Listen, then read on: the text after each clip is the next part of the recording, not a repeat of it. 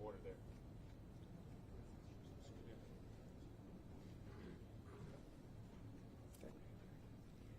Thank you for joining us. My name is Jennifer Homendy, and I'm the chairwoman of the National Transportation Safety Board.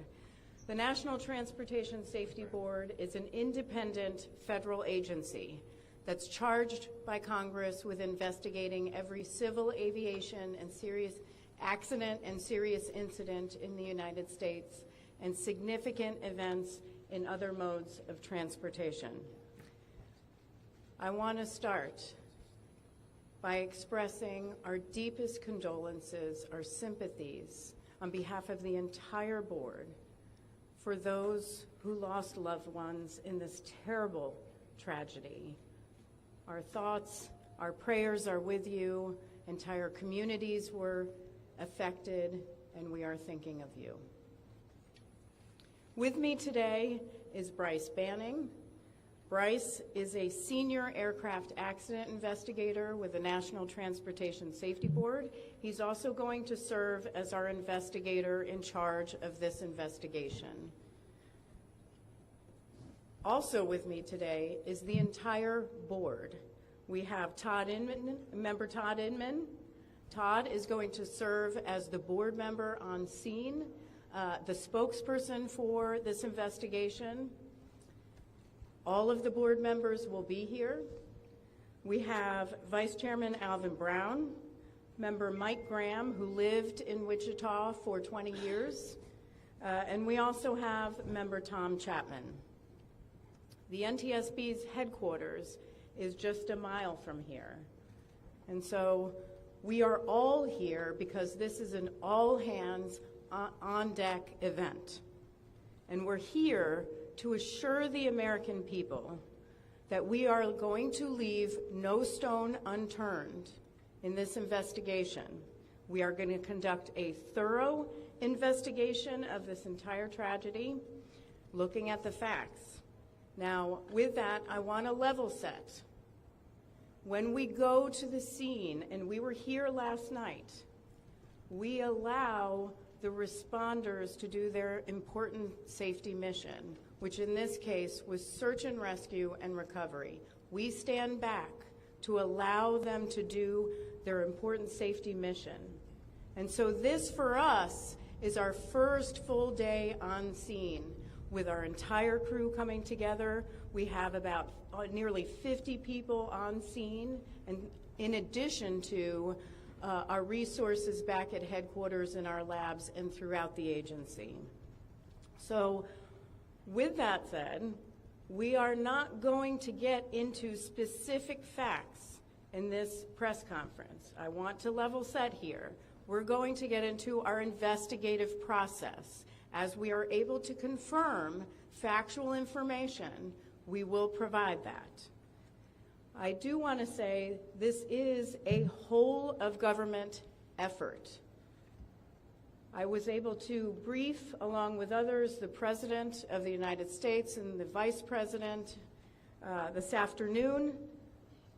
I want to thank them for their leadership, for their tremendous support of the NTSB, for our investigators, and for the responders that are on scene doing an important mission.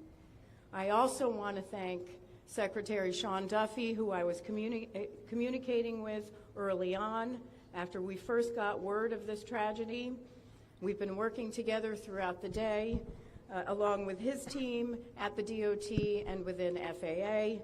I also want to thank Secretary Pete Hegseth, who was also integral in working with us today. Chris Rochelot, the acting administrator of the Federal Aviation Administration. We've heard from many members of Congress on both sides of the aisle, and so I will say this is a tremendous, one more time, whole of government effort. I also want to take a moment and thank the many, many responders that have been on scene. It has been an incredible effort, and I will have a full list that I will provide, that we will provide tomorrow, but I do want to thank them for all their work. With that, I'm going to turn it over to Member Inman for additional remarks.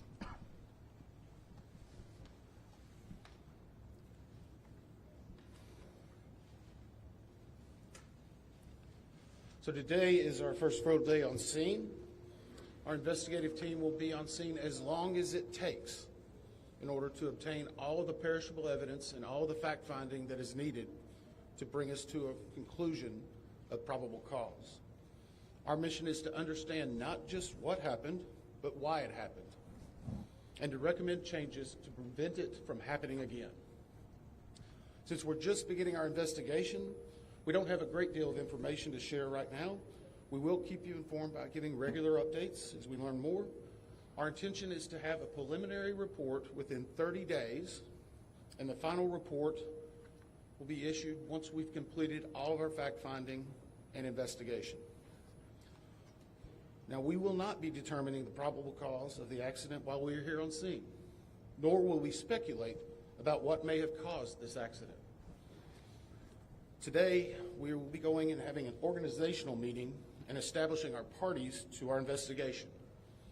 We currently have the following parties that are already identified: PSA Airlines, GE Aerospace, Sikorsky, FAA, NACTA, which represents the air traffic controllers, ALPA, which represents the pilots, Army, AFA, which represents the flight attendants. The Transportation Safety Board of Canada will be an accredited representative under Annex 13 of ICAO. They will be supplemented by MHIRG as a technical advisor. They were previously known as Midair. The NTSB offers this party status to those companies, government agencies, and associations that have employees, activities, or equipment involved in the accident. We offer that because they will provide technical expertise and relevant information supporting the development of the best possible factual record. Once they join this investigation, they are not permitted to release documents or talk publicly about the investigation without the consent of the NTSB. So I want to stress this. It is only the NTSB that will provide information related to this investigation, with one exception. Regarding the fatalities that occurred, that notification will be handled by the DC medical examiner. We will not be discussing fatalities or names.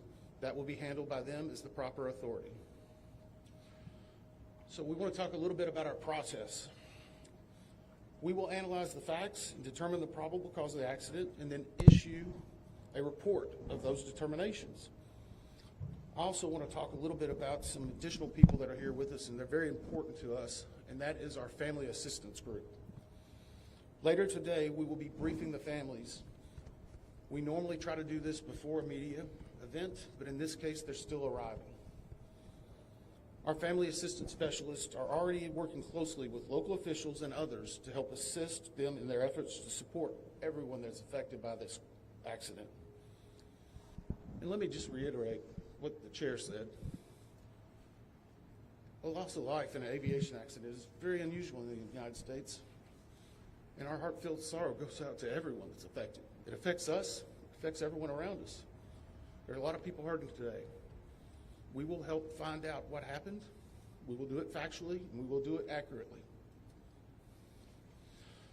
As part of this, we are going to be standing up some specific working groups.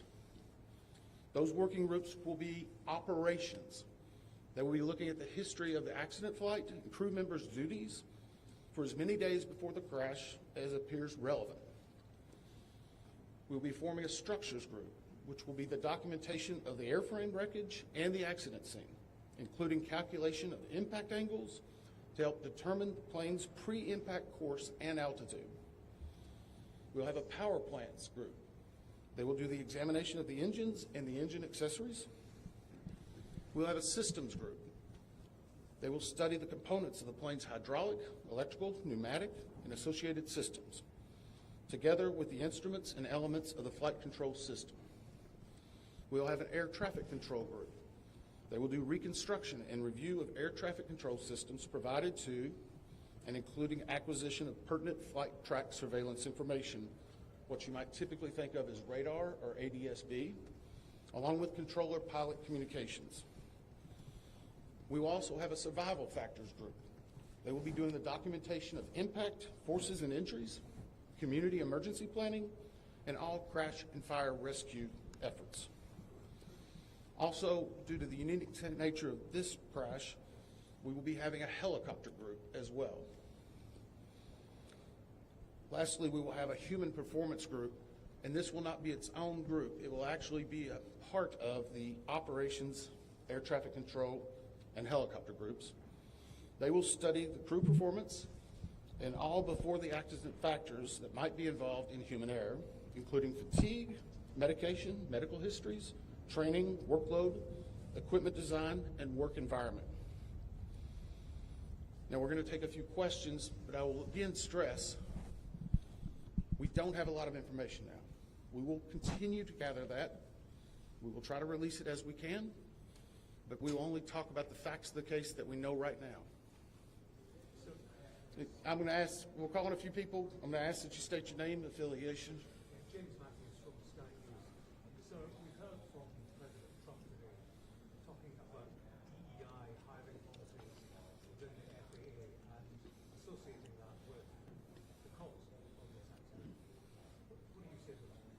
Well, unfortunately, I didn't hear the remarks. I was briefing House and Senate members, but I believe, Chair, would you like to take that? As part of any investigation, we look at the human, the machine, and the environment. So we will look at all the humans that were involved in this accident.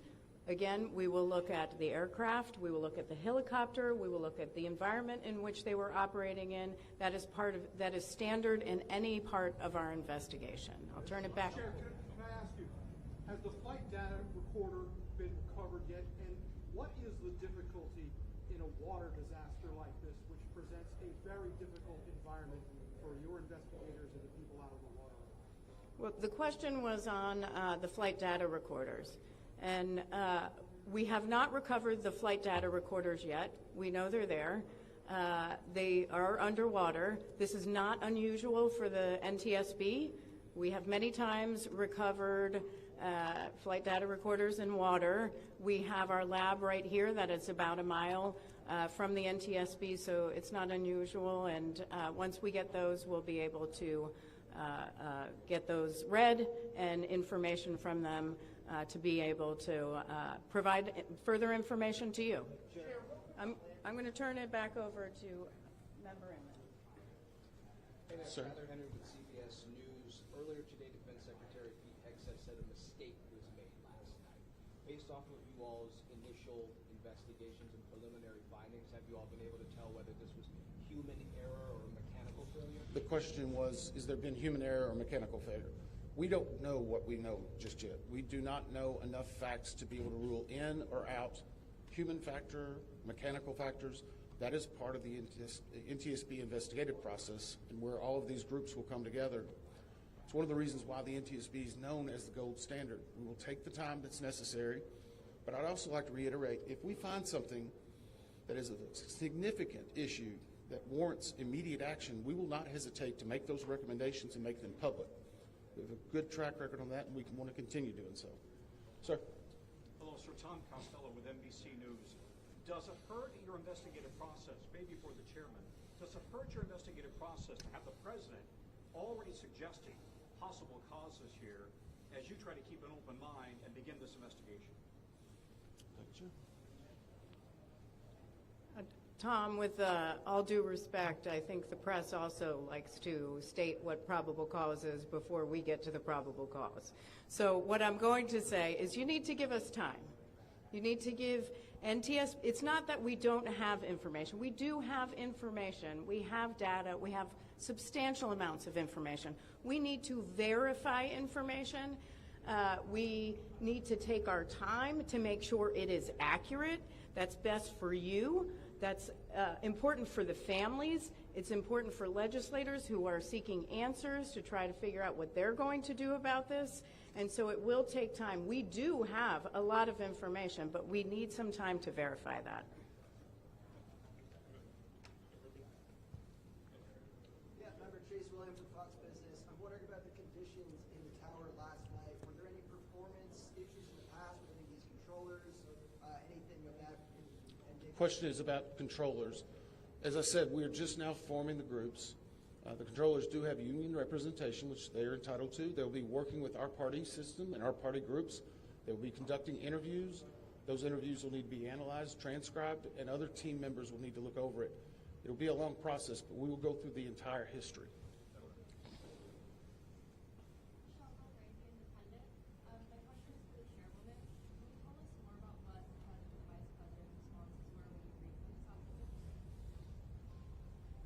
Sure. So the question was about my briefing for the president and the vice president. As is standard, we offer briefings on our process and what we know, and this was a briefing with the president and vice president and with Secretary Duffy and Secretary Hegseth and also the acting administrator of the FAA. There was discussion on what we know so far and our process, and that was about it. Ma'am, Chairwoman, Stephanie Ross with ABC News. Similar to Tom Costello's question, the president has stated what may have caused the crash, stating common sense. Does that affect your progress at all at this early stage? Yeah, so the NTSB, we conduct an important safety mission where we take a very careful approach.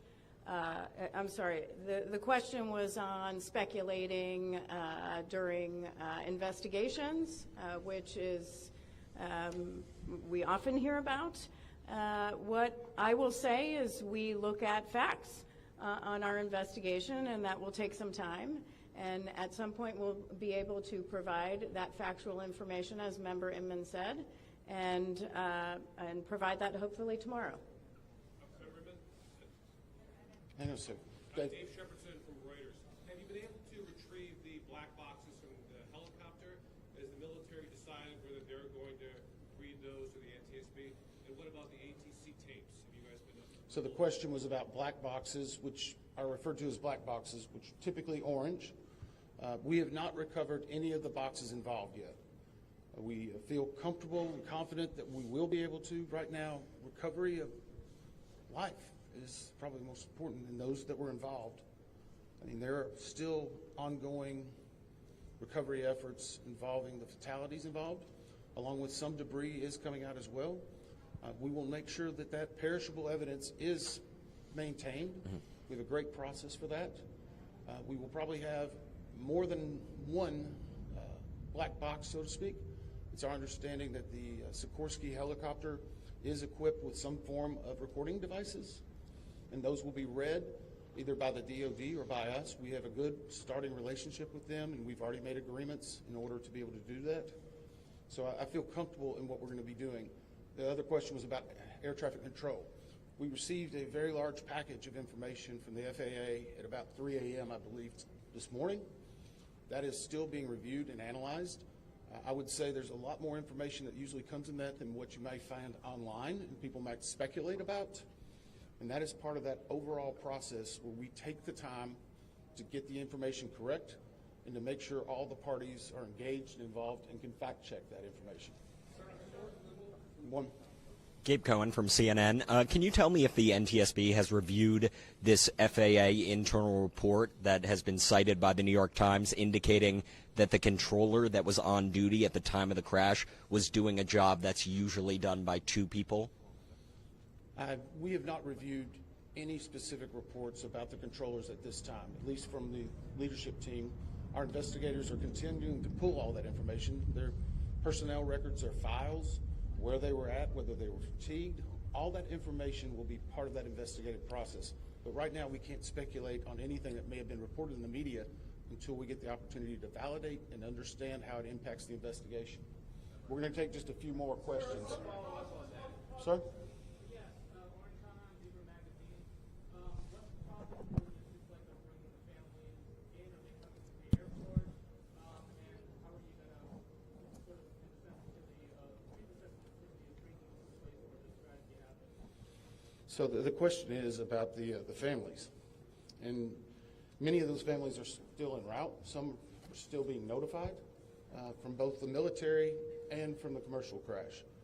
There is a family assistance facility that's being stood up by American and PSA Airlines in Bethesda, Maryland. They've already been working on that, standing it up. Our team from our disaster assistance team has also been coordinating with them. We plan on briefing them. It is customary that at some point, if the families wish to go to part of the accident site, that we would arrange such a thing, but it will only be when we know that it's safe, we have the correct perishable evidence, and we can do it in the proper modesty that should be for those family members. It will be a little bit of a process, but it will take some time. Sir, to follow up on the air traffic control. No. Sir, or are you? I know that Marielle Carville with ABC News now. We've heard from some witnesses that they saw people were able to come down the slides of the plane. Has there been any indication that people made it off the plane if they wanted to? Well, again, we will not speak to the fatalities. The D.C. medical examiner will, but I think the D.C. fire chief this morning very succinctly said correctly that we believe there are no survivors. What's their off the plane? Like, did they even get out of the plane? Last question? So, hang on one second. Right now, we're going through the debris fields. Nothing we've seen would indicate that maybe slides or chutes were deployed. It was a very quick, rapid impact, but we've seen nothing in that regard so far from the evidence we have, but we still need to verify all of that information. One more question? Jeff Cook, ABC News. Go ahead. Jeff Cook, ABC News. What do you know about the altitude of the helicopter at the moment of impact? And can you talk about the procedures for such helicopters in that area? The question was about the helicopter procedures. And in D.C., it's kind of a unique environment. We've been getting briefed more and more by the FAA. I'm not an air traffic control specialist, but they're actually helicopter zones, if you will, or tracks. And this one was transiting, I believe, from track 1 to 4 as part of their normal procedure. If you live in D.C., you see a lot of helicopters going down into this area. So there's a very well-defined system in that regard. As far as altitude, until we get the additional information, we can't validate or basically corroborate any of that until we get more of the electronic data and the data that's on the plane. I do want to clarify one question that also came about cell phones. You know, in today's age and time, a lot of electronics and other devices do contain a lot of different information. We've found on a number of our accidents that we actually are notified through a smartphone that may sense that. As part of our process, we will obviously treat all of the effects of the deceased with dignity. We are already starting to pull that information together. If we feel that it's necessary to find or pull some of that information, we will work with the families and make sure we do it in a manner that's respectful for them and their privacy. But right now, we don't have any plans specifically on that amount, on that area until we need to. Thank you very much. Thank you very much.